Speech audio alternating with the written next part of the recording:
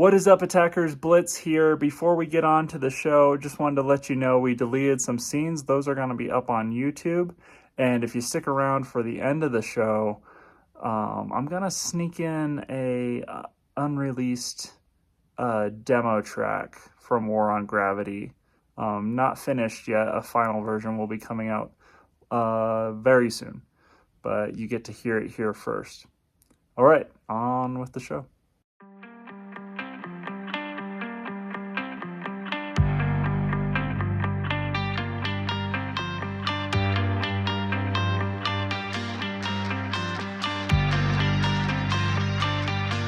Like, why? Who's your least favorite character, and why is it Ashley? Exactly. How'd you know? Because I spent my whole playthrough trying to redeem her. Welcome to Bear Attack. My name is Blitz Bear. I am also known as Nate Patton. I am joined by my co-host Polar Bear Sam Montano. What up, dog? And Sam Oceans is not with us. You know, I'm the only bear who's never missed an episode of this thing. Even though Sam Oceans, Panda Bear is definitely the guy who keeps the podcast going. Oh yeah, he's been on our case about this one even.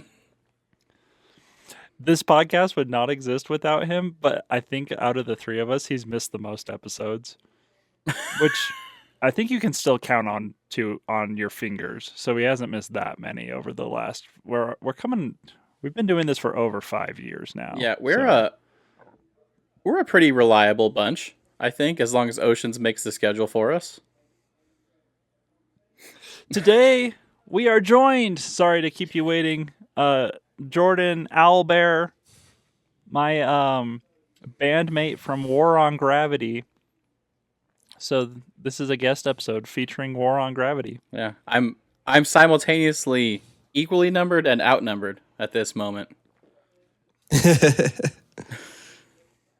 Right. How you doing, Jordan? I'm good. Thank you for having me. I'm excited to be here. Thanks for being here. Without a third person, this would just be Nate and I going on a rampage about a video game. Right. Speaking of which, me and Nate go on rampages about this game fairly often. So, considering that it's a main source of inspiration for our upcoming album, Element Zero. Shameless plug there. The element you always need. Yeah. Mass Effect was a game I always wanted to play, and then when Jordan and I met, we were working together, and Jordan kind of begged me to play. He was like, dude, you gotta play Mass Effect so that we can talk about it. I was like, I want to play Mass Effect, but I don't know. I've just got so many games on my plate. We'll see. And then due to his prodding, I did bump it up the list a little earlier, and it took a couple hours, but it did finally sink its hooks in me. And yeah, so our band War on Gravity, we've got a couple songs out, 3 actually, Mass Effect inspired songs. We're doing a whole album of metal songs, kind of like Ice Nine Kills does with horror movies, but we're doing it with Mass Effect, and also kind of writing stuff that's important to our worldview through the lens of the games. Yeah, and one of your songs that's not about Mass Effect has arguably the greatest outro of all musical history. Our song? Mm-hmm. Our version of it, or the Richmond North of Richmond? Yeah, your version of it has the greatest outro of all time. Just 3 minutes of silence. Oh, damn it! Yeah, I should have known. That's the Bears. The silence that we wanted to have for all of the fudge rounds that have been paid with tax dollars. Yeah, it's a meditative silence. It's a long moment of silence. Yep. Yeah, you're supposed to. It's entirely intentional. Yeah. Think about your life and and what you're voting for.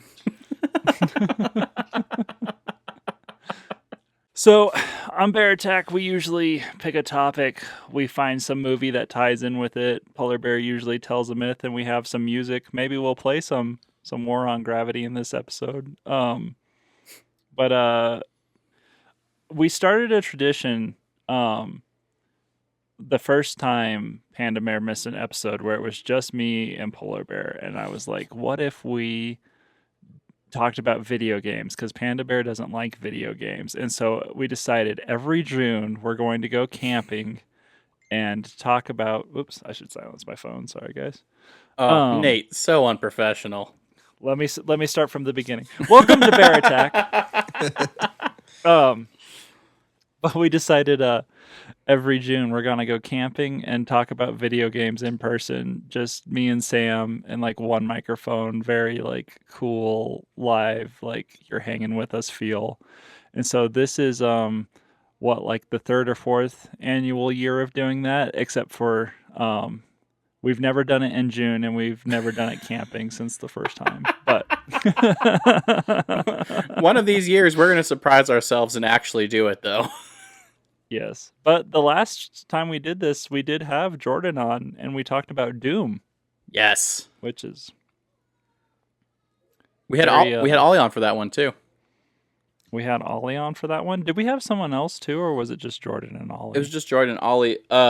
When I told Ollie that we were doing a video game episode again, he was like, "No!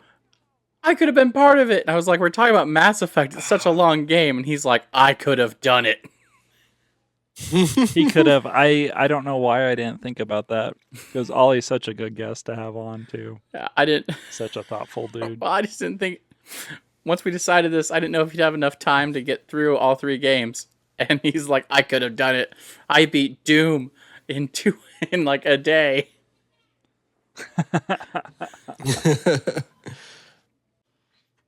I'm going to just say a few things so that will help me in the edit.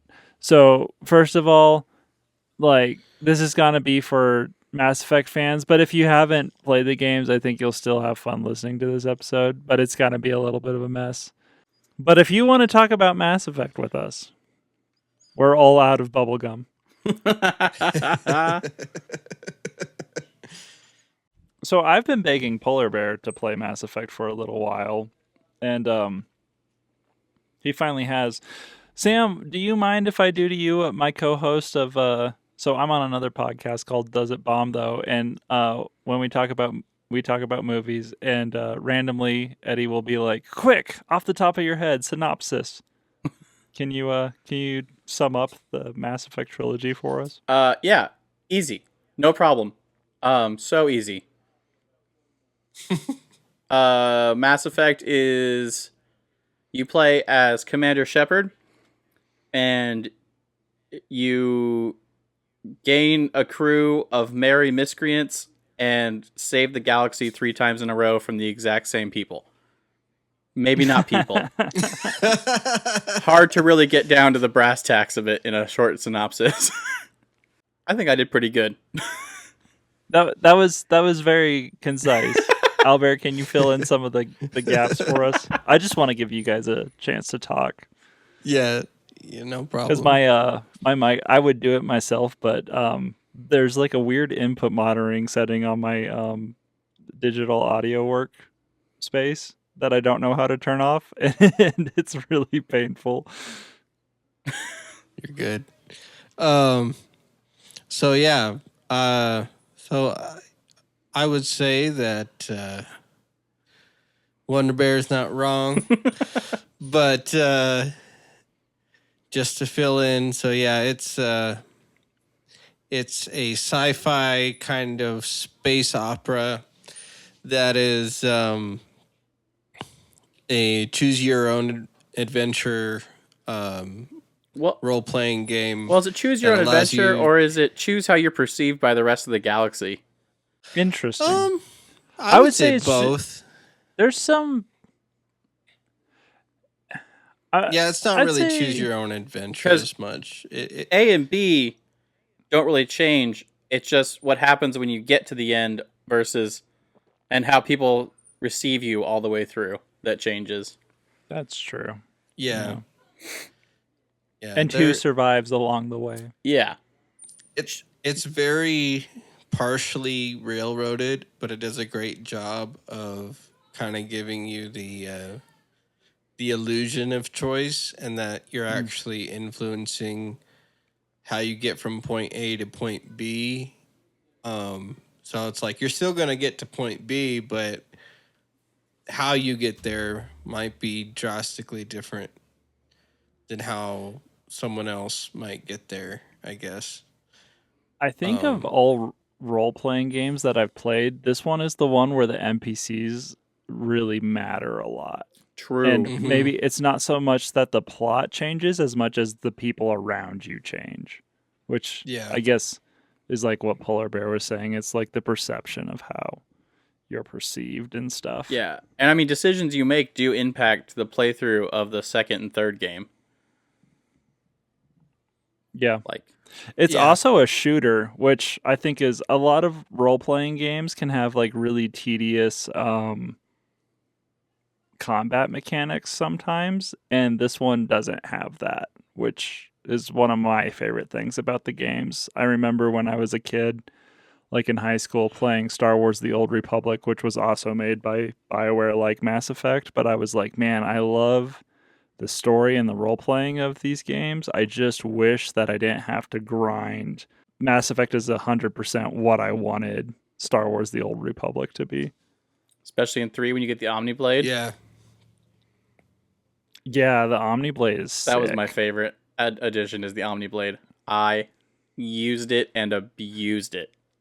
The brutes, I would Omniblade them to death. That was my game. I didn't shoot any of them. I just rolled around them and would just stick them. Well, boys, yeah, so like they said, you play as this human named Shepard. It's kind of like a Star Wars kind of galaxy full of these different aliens and humans, and but it's set in the Milky Way, so humans have just kind of recently come on the galactic stage. There's like a governing council, and they all kind of hate and you. Everything. I mean, one thing that's pretty interesting in Mass Effect is like race relations, because it's not, they actually are different creatures, like you've got your humans, and then you have your like lizard people, Turians, and then your frog people, Solarians, and then your dinosaur frog people, the Krogan. They're all just different reptiles and amphibians. Technically, yeah. Except Tali, who's space mommy. And don't forget the Drell, the fish. Oh yeah, the Drell. The fish people. Yes, fish boy. I think they're probably more like salamander. They're like still lizardy. Yeah, maybe. Definitely. Yeah, they're weird. But yeah, Shepard's a very talented. So the human like NATO or like space NATO is called the Systems Alliance, and Shepard's like one of their. They have a program called the N7 program, which is like their, Delta Force or SEAL Team 6 They're or elite. whatnot, and Shepard's one of those. And the council, which is all the races, like governing body, has their kind of version of it called the Spectres. It's not all the races, Nate. It's just 3 of them in the first game. There's only 3 of them are like chair members. Like in the UN, you've only got 5 nations that matter. Yeah, but they're the council. Right. Anyway, you're trying to become a council specter, and but then your progression in your career is kind of, well, actually, it's kind of helped along, but at the same time, it kind of puts you at odds with everyone when. These mystical race of machines, of AI machines called Reapers, that are just hell-bent on destroying all life in the galaxy. Asterisks, I'm leaving out some details because, for brevity's sake, but they're coming back to the Milky Way. Apparently, they come every 50,000 years to wipe out all life, so that younger races can have a chance to evolve or something like that. And you spend the next 3 games trying to stop the extinction of everyone you know and love. And Pretty Yeah. much. And the ones that you Pretty hate but much. didn't kill along the way. Right. Maybe the real friends are the Okay.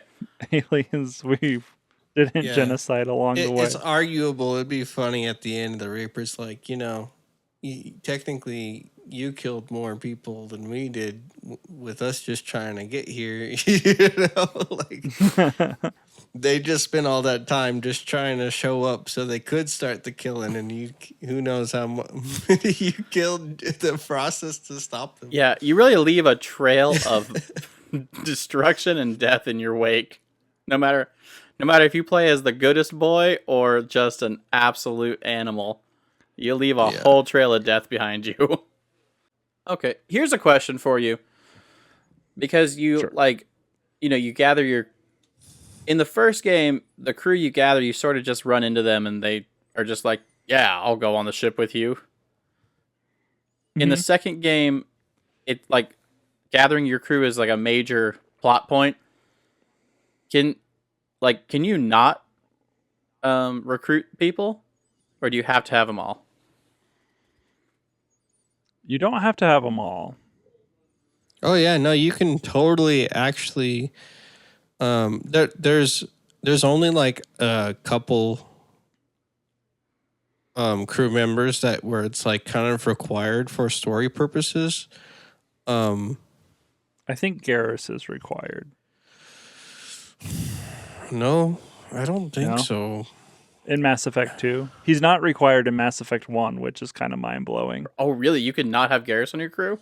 That's You crazy. cannot have Garrus on Oh, your I didn't even know I was recruiting Garrus until he was on the ship. The characters in this game are so good. So, like, we kept mentioning Garrus. If you know anything about Mass Effect, like, just watch like one video and you're going to hear someone say like the phrase Turian best bud or like best pal or sidekick or whatever. Mm-hmm. So there's this character Garrus. He's a Turian, which are like this kind of militaristic society, but they're not like bad people. They're like pretty intelligent. They're just a little Spartan, but they're also thinkers, you know. They're not just brute, violent people. But they're kind of how would you guys describe them? I don't know. They're like, I mean, saying lizard people doesn't describe it, right? Turians? They're the galaxy's cops. They're the galaxy's cops. Yeah. Yeah, I would agree with that. Yeah, like most of like most of C-Sec is Turian. I feel like in the first game. So there's one thing I just want to put out there. I don't know. I think I mentioned this to Nate before when we've talked about it, but to me, there's so many parallels between Star Trek and Mass Effect. It's hard to have a spacefaring anything without it somehow being Star Trekky. Yeah, but I mean, like, especially Mass Effect, like, I've always felt like there's so many parallels. Like, you have the Alliance, which is like synonymous with like Starfleet, the Federation, the Starfleet, and then like you have Omega, which is like synonymous with Deep Space Nine. And I don't know. There's so many things, and like you're the commander of this ship. Like it's very much like you're the captain of the Enterprise, or not me, dude. The Voyager or something. I played Mass Effect like Captain Reynolds. That was a Firefly class frigate for sure. Nice. The model is there, and I can't help but see the parallels there. But anyways, to go back to the Turians, I've always thought of like the Turians kind of like the Vulcans to a small extent, because the Vulcans were like, I think the Solarians are more the Vulcans than the Turians. Agreed. I don't know anything about Probably, Star yeah. Trek, but that sounds right. Yeah, I don't. I think I only think that because like the Turians were the ones who made first contact, and so that's why I always kind of like equated them with contact That's the with the fair. Vulcans. humans. I think the Turians are more like the closest cousin societally to Earth. The Probably. Turians feel very American to me. Yeah. Well, Yeah, the Alliance is definitely the Americans of space. Also, I love that once mankind went to space, the Earth just became America. pretty much. Yeah, More or less. as it should. And I mean, It proves America we were right the whole is- time. Yeah, I mean, I think that's what America kind of seeks to do, anyways. Is kind of be like, this is an ideal melting pot scenario of multiple societies and cultures all into one. So, I mean, I don't think there's any one country. I mean, it's like if we're not America, then look at the alternative. Then we're China. So I mean, we're either communist, like 100% totalitarian communist China, or we're America. Like, See, the that- funny thing about China is that they fit like what makes them so successful in a way that most communist countries haven't figured out is that like they have like this like capitalist skin that they wear, Mhm. whereas like on the Yeah. surface level it's very like crony capitalist or something. Yeah, they've got a good mask. mhm.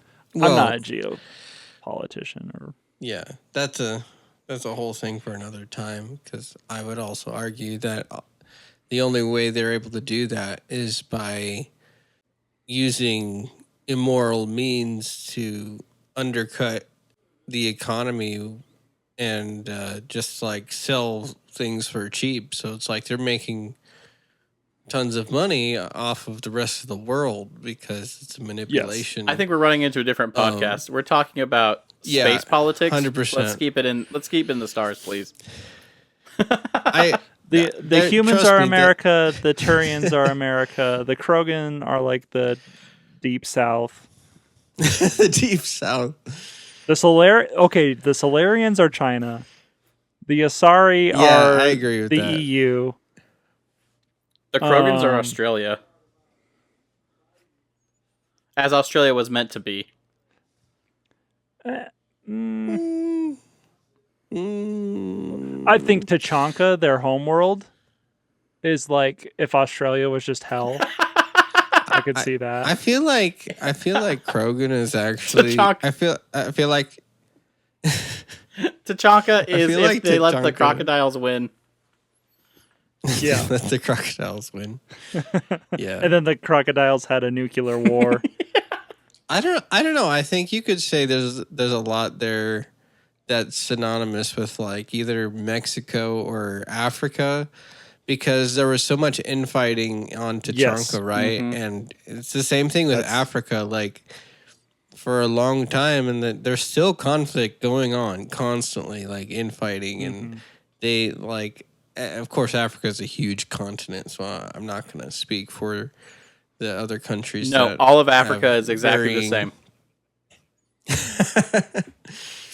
We That is a very good analogy. we only generalize countries here, continents here on Bear Attack. Right. But or even Mexico, to where it's like there's kind of corrupt things going on that keep it from being, I don't know, objectively more stable and well off. But the yeah. Quarians are the good Muslims from The good Muslims.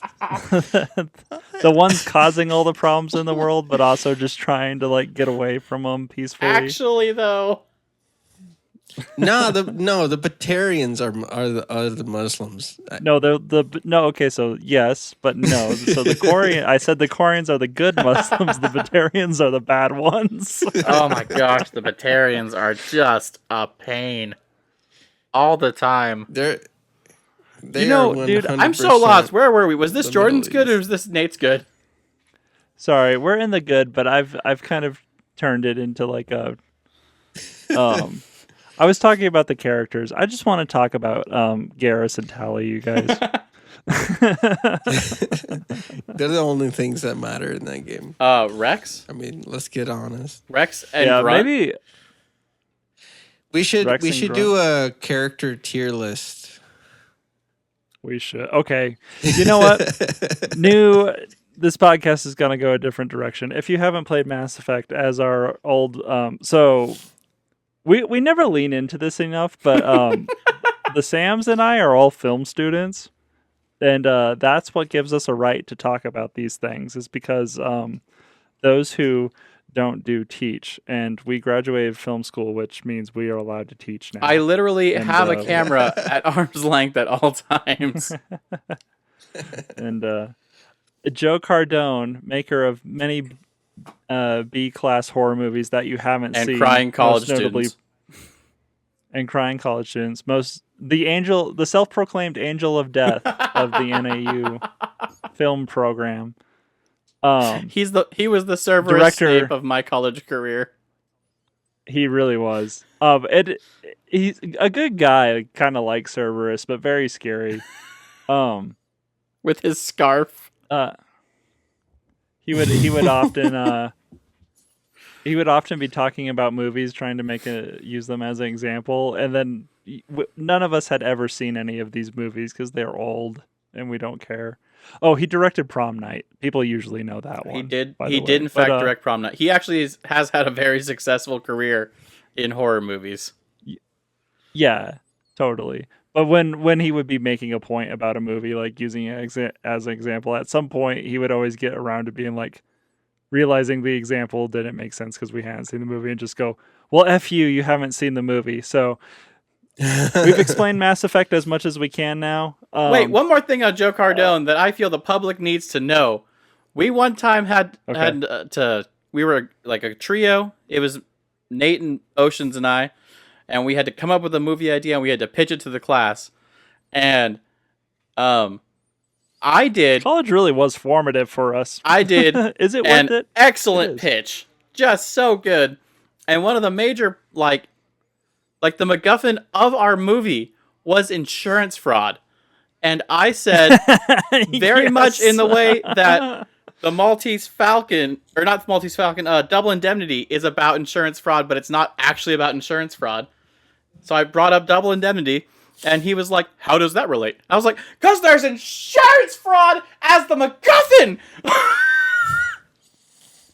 Yeah.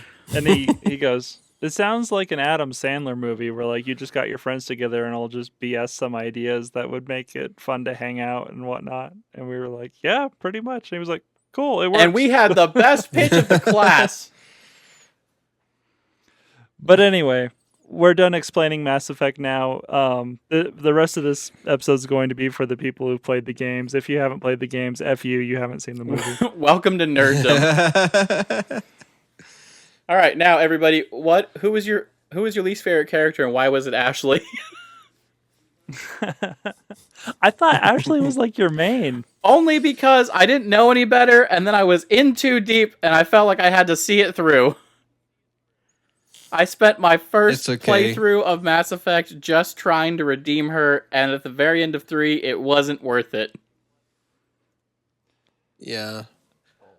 My least favorite companion. That's I'm one of the few people who actually likes all of the Mass Effect companions.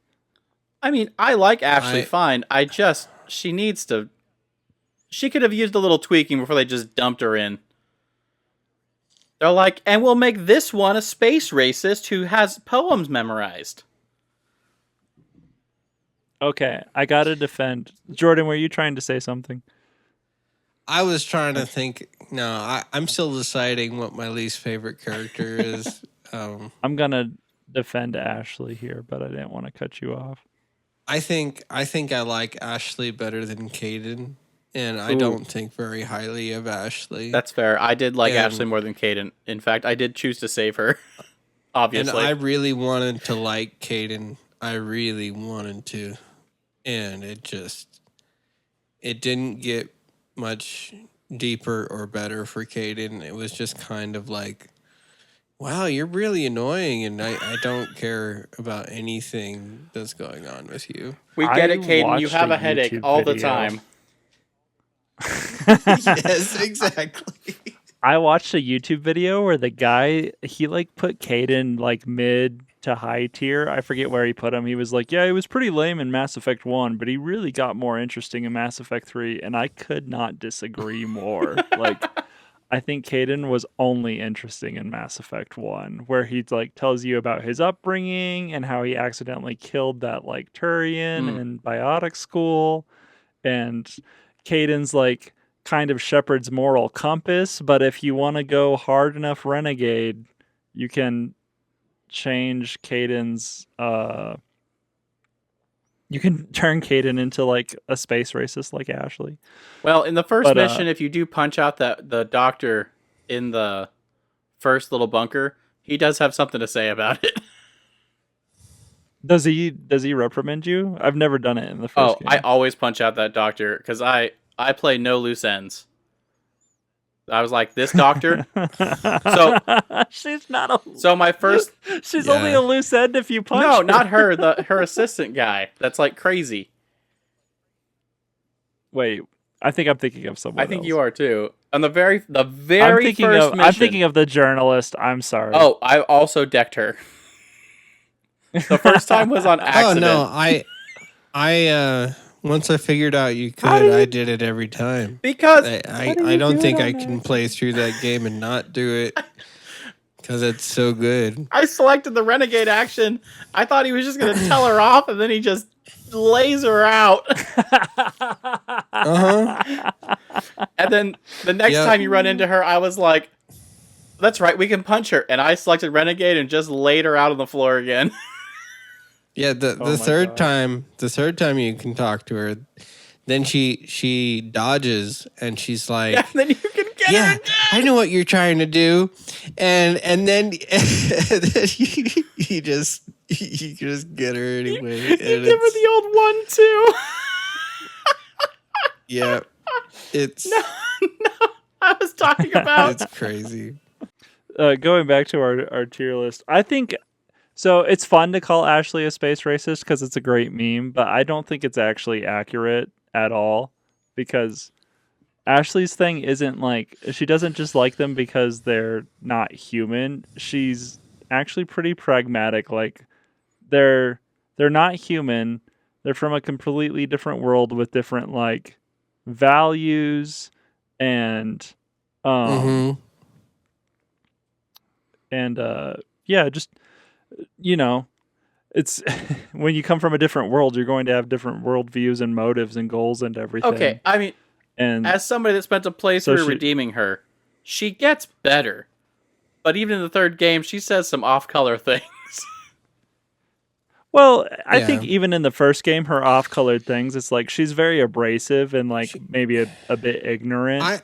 I always but it comes admired from how like that's one thing I actually like. So I came into the game, I came into the series on the second game because I played it back in the day. So my opinion of her, the first time I seen her, it was on Horizon. Oh gosh. And she's pissed at you, and I'm just like, why you got a problem with me? And like, what did I do to you? Not listen.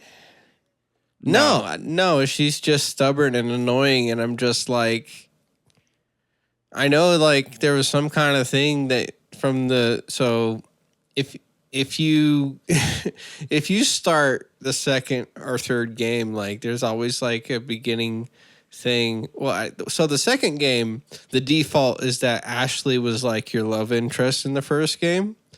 Because she's literally the easiest to romance. You can do it on accident. Right. Yeah, I did. And, yeah, I was gonna say Nate did that, and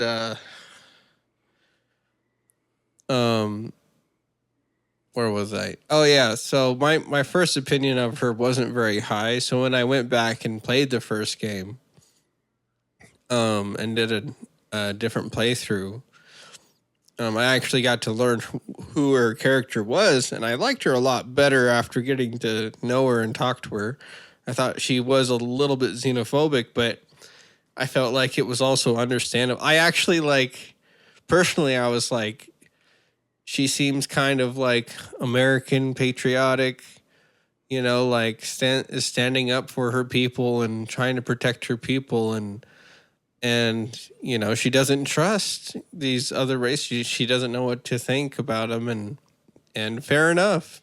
Like her positions are pretty logical, and Yeah, I think overall it's like she probably came out of the gate a little bit too strong with those opinions, but in some ways she wasn't wrong. Like, outside, like, if Rex isn't the guy who ends up taking like leadership of Tachanka and the Krogan, kind of political hierarchy and everything, it's like the Krogan are a freaking mess. And then the Solarians are, the freaking Chinese with their little spindly fingers and everything. And the Asari are pretty self-right. Like, I can't blame her for looking out. And at the same time, it's also like, yo, Ashley, be chill. Like, Garrus is a cool guy.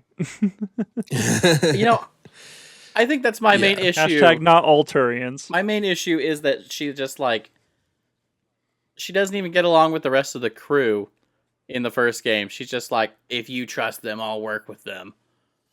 Even though they're all like, hey, Ashley, you're cool. She's just very disagreeable, which I think is what made her a good Marine, but it's also what makes her a frustrating teammate. True. Wait, I have a question. She's stubborn. Now knowing that Ashley is like the default romance for the first game. In the second game, in your quarters, there's that picture frame that comes up with a photo. Does that change based on if you romance somebody in the first game? Yep. Mm-hmm. Neat. Yes, sir. Yep. And it's weird too because I actually felt like Liara in the first game was the character that was the easiest to romance because she comes after you. Oh yeah, she is. Yes, she is after you from the first mission. She's like, pretty much. You're a human commander, on top of the hierarchy on this ship. I must climb the ladder. No, I'm just kidding. Well, she's also like, if it turns out not to be that great, humans die fast. So it's like, whatever. No, worst case scenario, true. We get married and I just have to wait for him to die quick if I don't like him. What's crazy about that is that's so true because you see how she is in the second game, and she's she was attached to you, but also she was getting ready to move on, and she's like, well, relationships with humans are short-lived anyways, so. Right. She does say in the first game, it's something she admires about humans is that they don't have time to waste, so they gotta make decisions quickly. And I think that the games really show how she models that. Yeah. So I think we can all say just comfortably, we can put Caden and Ashley in the bottom tiers. I feel like we didn't talk very much about Caden, but that's because honestly, he really is the lesser of the two, in my opinion. Well, if you don't make a concerted effort to talk to him, you won't learn anything about him. Yeah. Love or hate Ashley, she does have more going on than Caden does, and I actually really like Caden in the first game. But in the third game, he is just such a little he's just a girl. I haven't had Caden survive that long yet. He's very emo, and as a fellow emo, it's kind of like, Caden, either paint your nails or get over it. Yep. 100%. If we need to listen to some Hawthorne Heights, I'm down. But listen, dear Maria, moping. Count me in or get out. He's more emo than Fish Boy.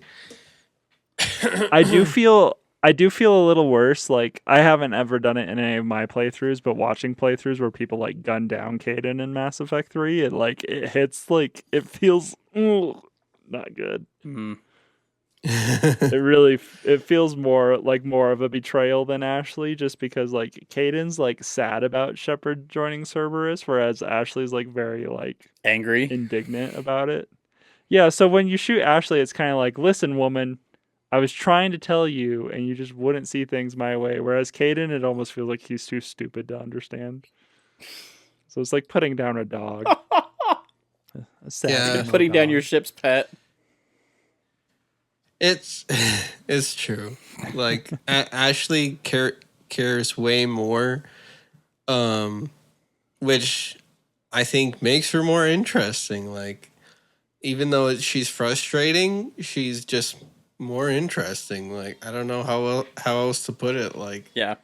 I still felt like she was a real, like, something.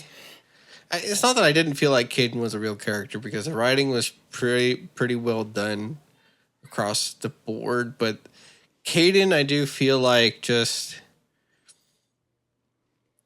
there wasn't a whole lot to actually like cling to emotionally with his character. It was just kind of annoying. Yeah, he's kind of, as the old folks say, milk toast. I would put Yeah. both of them down before the space hamster, though. I mean, if we could suit up Space I Hamster, I'd love to see what he can do. Which is just a hamster on a in the ship. field. That's all that makes it a space hamster. So if Caden and Ashley are the bottom of the barrel, who's at the top? Like, who is your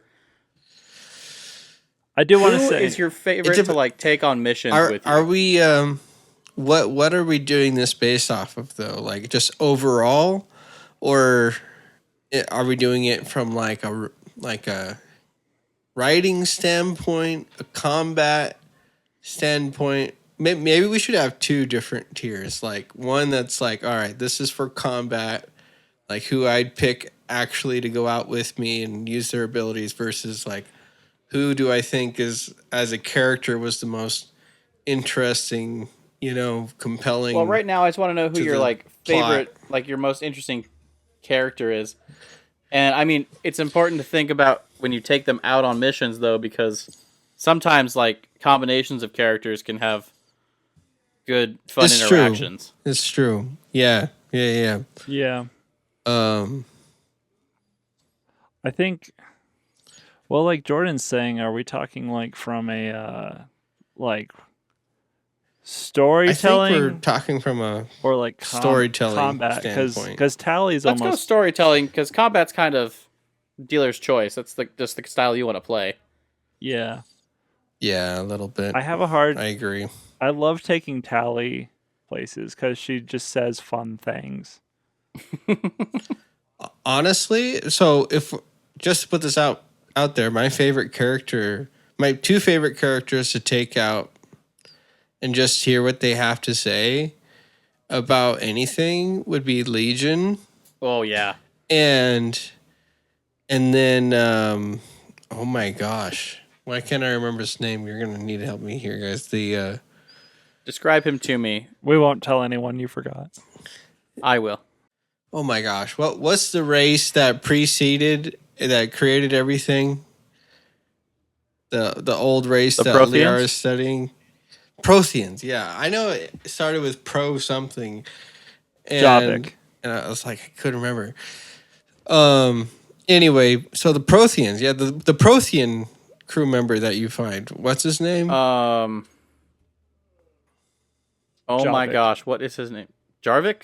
Javik. Javik. Javik, that's what it is. The Rasta alien you wake up out of cryo sleep. Yep. Javik and Legion, I don't know. I found had some really funny takes on stuff. And It is hard not to take Javik places. He does have Oh yeah. his dialogue lines. he's just so blunt. And because he's just like, his culture is so different. He's just like, you guys are pathetic. Like, I love when you take him on the you guys Citadel suck. and people like want to know. Like they're like, "You're a Prothean. Do we stand a chance?" And he's like, "My people were so much more advanced than you, and we got wiped out. I don't think you're gonna be able to do it." Is Javik DLC? He's day one DLC. EA was like, Day one DLC. Yeah, we need but you still have to pay for it. microtransaction this thing out. So, Oh, thank heavens I got the game with the DLC already loaded onto it. yeah. Yeah. Legendary Edition has all the DLC already on there, so He was which supposed is to be amazing. He was supposed to be a base game option. Yeah, originally, and that's why I was actually so excited to play the game was because of him. My wife actually was like, "You should play this game. It's pretty cool." And I was like, "Bet." And I played it and was like, "Yeah, this is awesome. I want to play the first game now." We went around and found a used version at GameStop for Mass Effect 1. Dude, people slept on the getting games used at GameStop, and I don't know why. It was like one of my greatest. I got the Legendary Edition used at GameStop. And then you can like resell it back to them for almost just the same, like almost the same amount of money. Like you lose like I love a couple GameStop. bucks. Man, that was the day. Yeah, dude. Back in the day, it was so good for the games. Anyway, so I went back, played Mass Effect 1, ported my character to Mass Effect 2. I was waiting for Mass Effect 3 to come out. And yeah, that was one of the things that they had mentioned. Like I was just like reading articles, like I was obsessed. And I was so disappointed that I had to pay extra for Javik. And so yeah. And then at the time too, like I was playing it on Xbox. And we had the Xbox Slim that only had 4 gigabytes of memory, so you couldn't actually you couldn't actually download the game to it. So I had to play it without any updates. Because it couldn't. That's such a bummer. It couldn't fit it. So that was my first experience. No DLCs through any of the games. And it was, and so I was playing all the DLCs for the first time on Legendary Edition, and it was like a whole new experience for me. So it was way worth it to do like another playthrough. But I mean that game's replayability is like really high. Yes, absolutely. Anyway, so I mean, I think one of the best characters in the game is tag team Rex and Grunt. The Krogans, I think, are just double A tier charactering. Yes, dude, I love the Krogans. I love just they're a great world building tool. In the layer of the Shadow Broker, when you can like go look at everyone's extranet history or whatever, like Grunt's search results are the funniest thing. Like just the progression of him like surfing the web and everything, and then eventually it's like implied that he like goes onto a porn site and then like clicks right off of it immediately. And then Google's dinosaurs. I freaking love Grunt. I like Rex because he joins your merry band of miscreants and he's like, I'm just here to kill things and hit stuff with my head.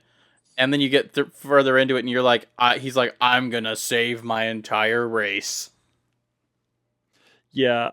I thought like my first conversations with Grunt about like the Krogan and everything, I thought it was really interesting how he was upset about their like lot in life, but didn't make excuses for it.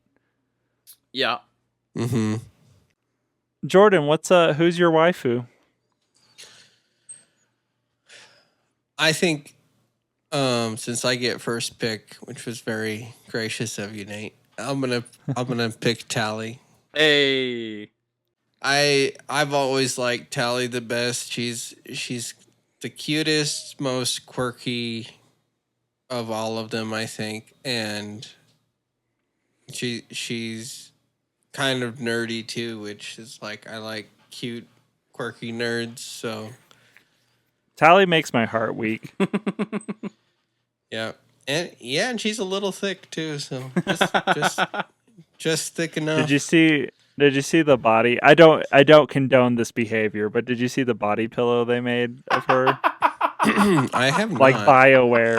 BioWare makes waifu pillows for like they've done it for Garrus, No, they Thane, don't. Tally. Yep. I really want to get the Thane one to prank my sister because my sister watched me play my second playthrough, which I did a femshep and romance Thane. I was like, okay, don't judge me. He's kind of a fish boy, like the Shape of Water, but this is my boyfriend Thane. And so we had like a running fish boy joke with Thane, and I was like, oh, dude, if I get this Thane body, and they had it on sale for like $15 forever. They and I have just a never did Rex it, but it would've body been- pillow. They have a Rex body pillow. I don't know if any of them. Did they restock them? Because Rex is I don't- probably super cuddly. The Rex is available. Oh my gosh, there's an LED wall art of the Omni Blade. Oh, this is a dangerous website. Why did I look this up? dude, I've spent Oh, several hundred Oh, dollars God. on the.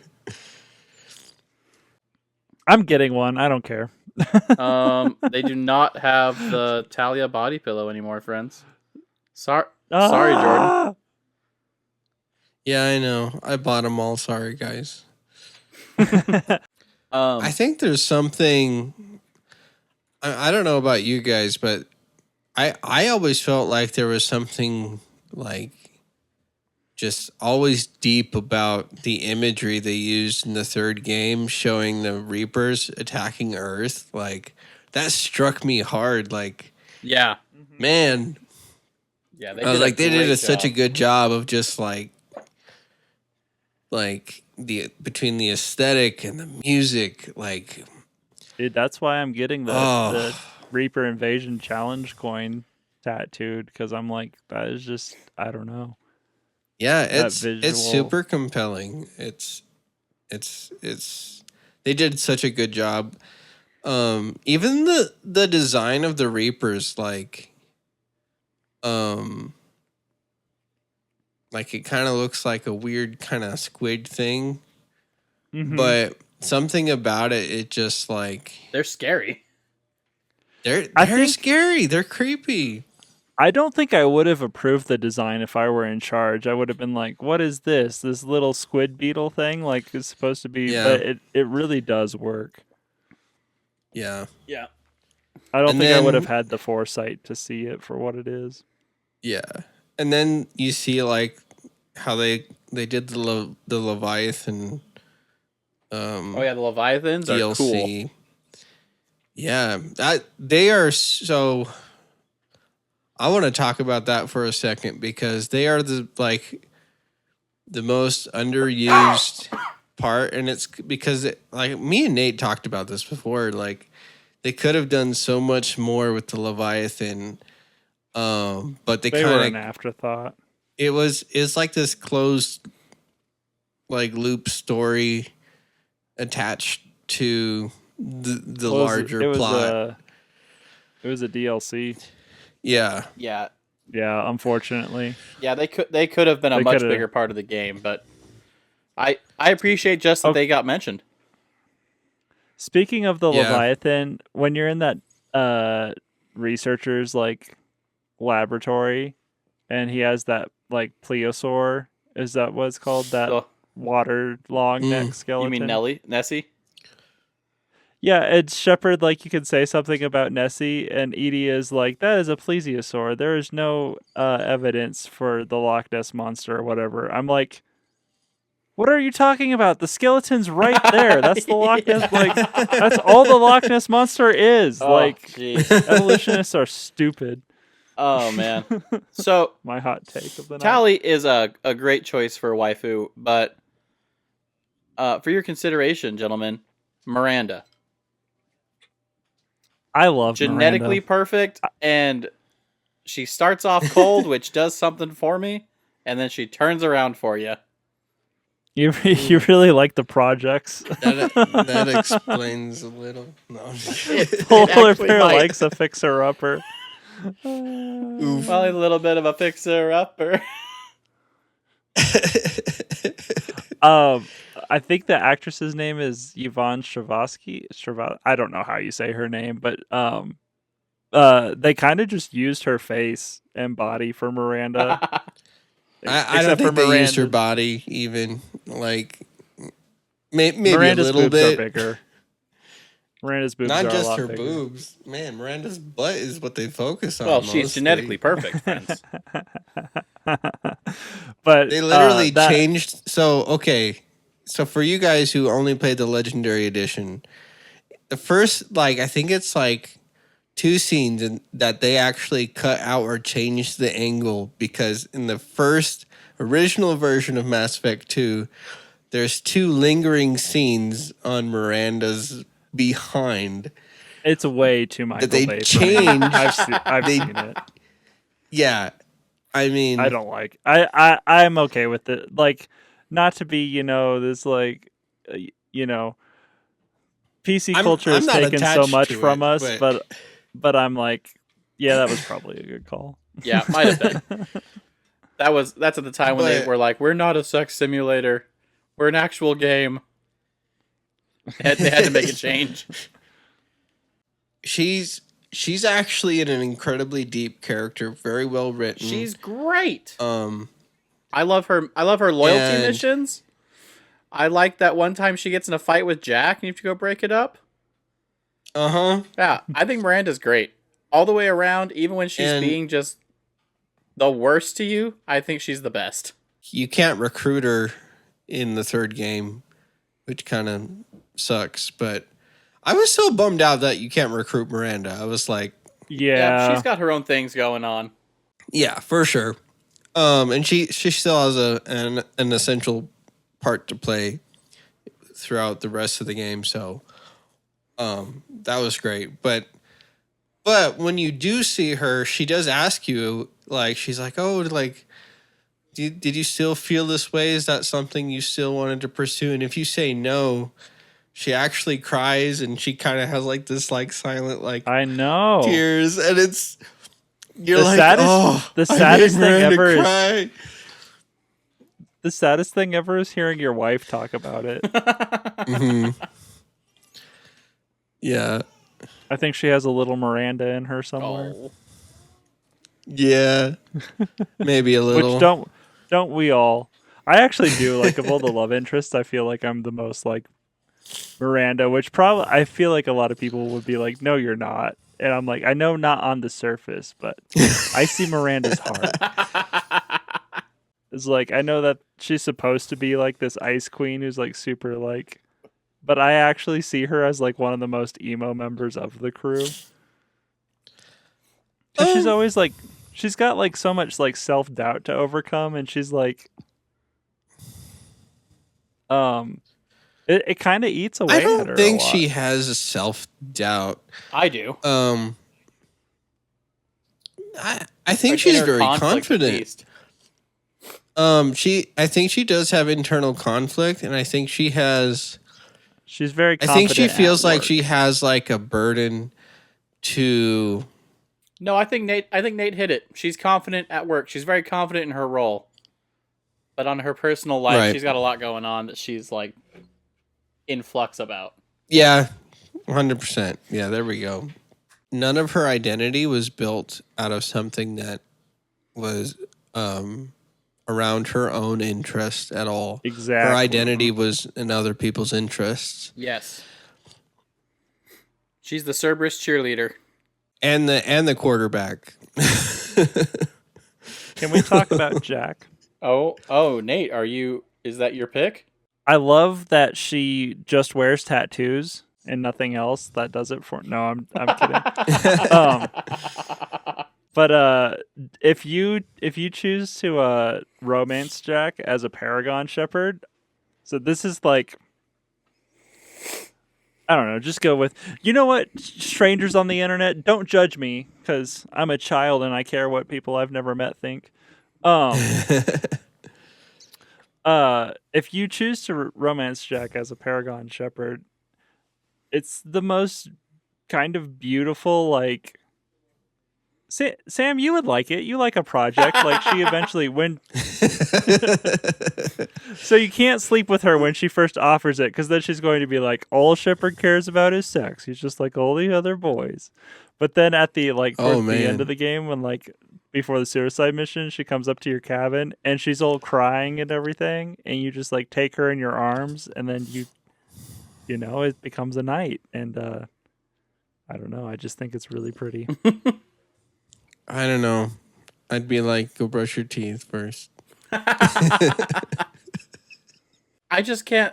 I can't look at her without thinking immediately Asajj Ventress. Yeah. Yeah. Another Thank great you broken for romance bringing that character. up. Except for so Asajj Ventress, at the end of the Clone Wars, they never made these episodes into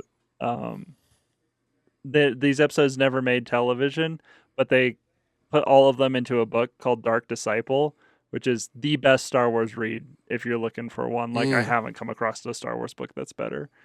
But Quinlan Voss, the Jedi Master, that like the Council's kind of like. He's like if Anakin didn't go to he does go to the dark. I'm He goes giving crazy too much dark. away. Yeah, he and Ventress have a romance, and it's very Jack and Shepard, and I don't know, I like the like it's that like I could save her fantasy. It's a strong. It's like a guy's version. Yeah. It's like a guy's version of 50 Shades of Grey. It's like I don't care about the kink stuff in it. Just give me the broken girl that I can fix. That's crazy. Does that happen? That happens after he has a thing with Padme, right? Not Anakin. Boss. Quinlan Voss. Oh, The He's tree like- hugger Jedi. he's like- okay. He's like if Anakin was like you said, a tree hugger, and also was granted the rank of master. Those are really the two big Quinlan differences. Voss. Who's that? See, I He's need in a- to. You need to brush I up on need your to, lore, my guy. Mm-hmm. He's in a couple episodes of the Clone Wars. He has a yellow tattoo across his face. I had one last tiny thing I wanted to say about Miranda, and that was the most heartbreaking thing that I thought about Miranda was when you look at what her logs for her activity, and you find out she's like, there's two things. There's one, she's trying to figure out if she can ever have kids again. Yeah. And she receives like a medical report that that says that she'll never be able to have kids, which is really sad. And so that's part of her web activity. And then the other thing is she is trying to like do online dating basically, and she's like really, really bad at it. Like Yes. she just and so, which is kind of funny but also sad because it shows like she's interested in actually like, you know, having some kind of personal intimate relationship with somebody, but she just I has think- a really hard time doing that. So I think Commander Shepard can overcome the odds well, yeah, you do, but or die trying. I mean, to get her pregnant. oh, Please got that N7 seed. well, if Exactly. That's 100% where I was going with that. No, it is. I love her character. I think she's. Yeah. They really did a great job. All right, so Jordan is Talia. Tally's the space waifu. I picked Miranda, and Yes. Nate, you're all on board with Jack, huh? No, Liara. yeah, Liara's my second with waifu for sure. So it's really hard for me because I think Tally is like, you know, it's really hard for me to choose between Liara and Tally because Tally is like, I think for Shepard, Liara makes more sense because she's a little bit more mission focused. Not saying that Tally isn't, like, but Um, in the third game, Liara really does kind of like throw it all away for you, whether or not there's a romance Yep. there. And Liara's deep. She might not be like Tally would be just so much fun to have a movie night with, or literally do anything with. Tally's going to be a blast. But like Liara's like the person that you like, you know, after you like have a good like bang, you like lay naked next to each other, holding hands, like talking about life and philosophy and Mm-hmm. stuff. And the Prothean She's race. kind of the Prothean race, history, how we're doomed to repeat it, what we can do to change it. Mm-hmm. She's deep like that, man. I feel like I would still vibe with Tally better. Like cause that's the thing is I can talk about anything with Tally, from the deepest stuff Yeah. to the nerdy stuff to the fun stuff. I don't feel like there's anything I can't talk about with Tally. Whereas I don't like think Liara Liara would play. Liara is just like she's like she's not gonna play video games. She's No. she's she's she's not gonna care about certain things. She's gonna be like she's kind of a bookworm, really. Yeah. And she's also like she's kind of a social media stalker. Kind of. She's the ultimate.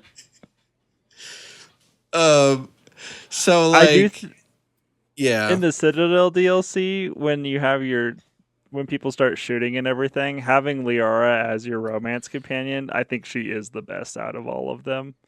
Like just her kind of like dialogue and her sarcasm Yeah.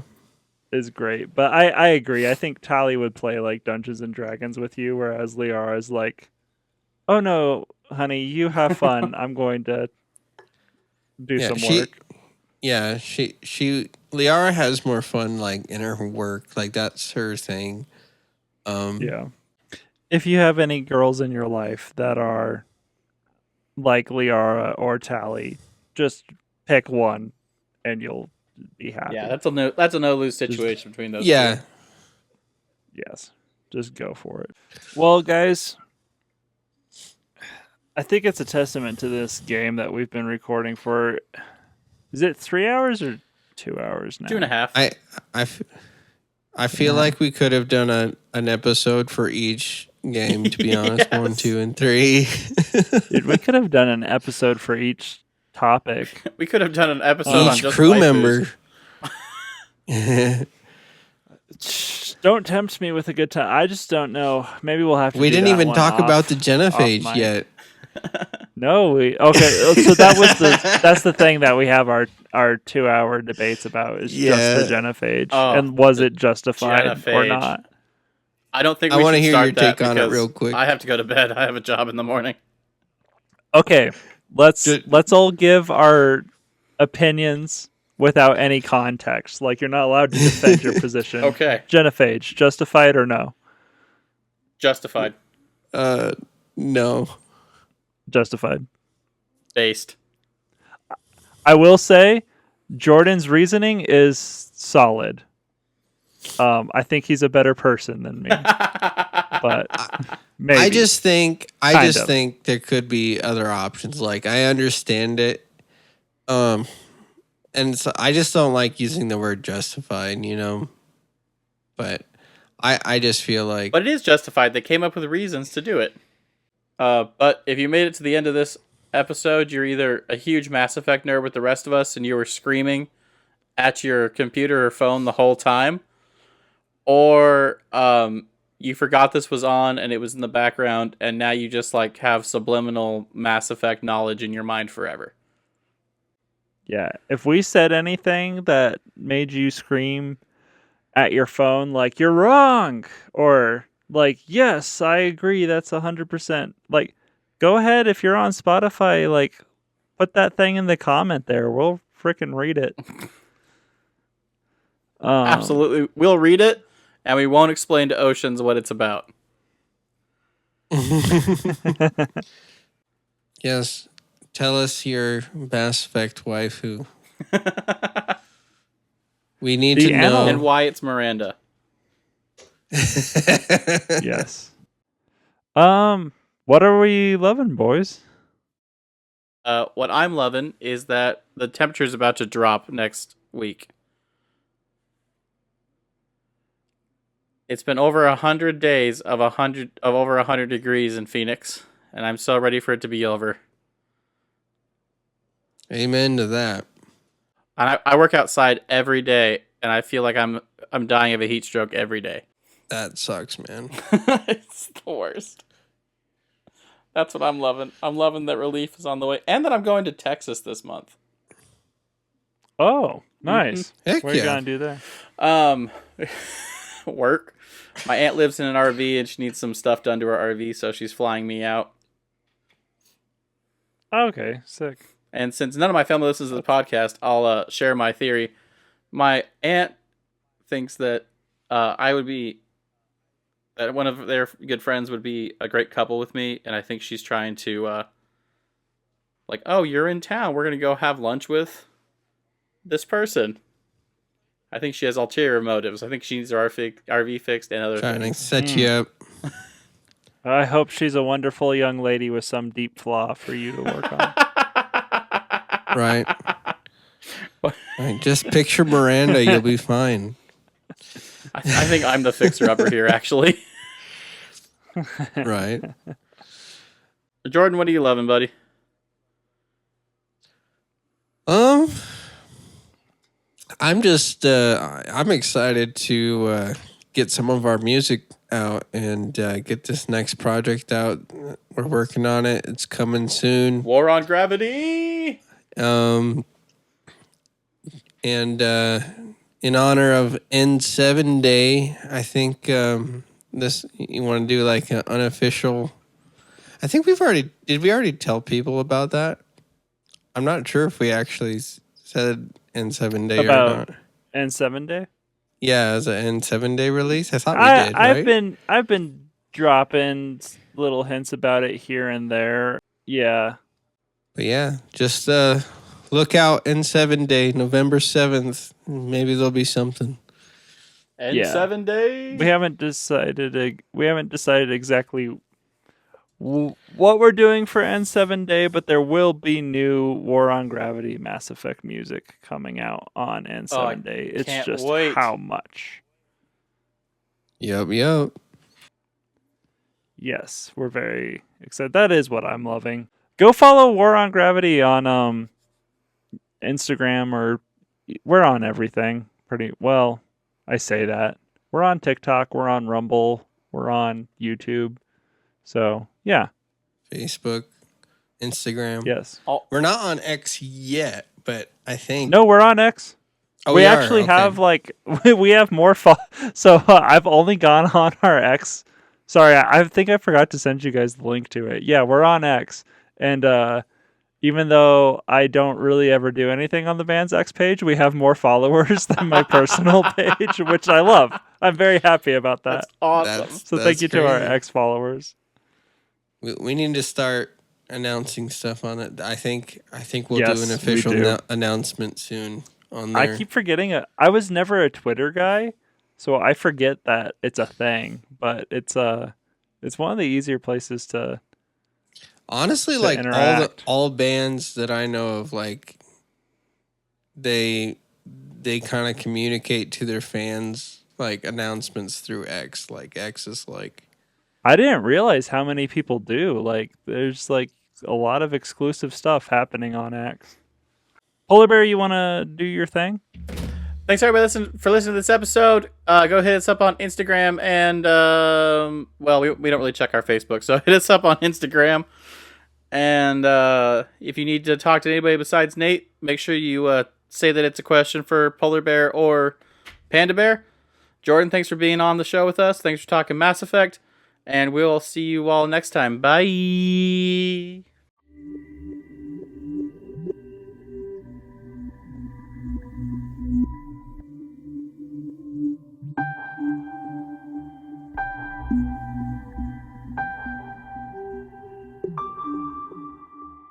I reached out into the dark to find